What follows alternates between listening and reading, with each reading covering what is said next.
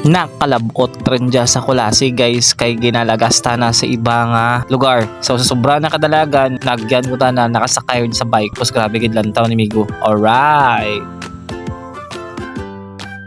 Sige lang, kay nagyan ko ti Chambay naka video te kundi saka ang high na daw celebrity lang di bala sa mga makakita kag makasublang kanana Chamba nyo guys, kay wala pa man na nakapoy di bala patas kay auntie, grabe gid makalantaw.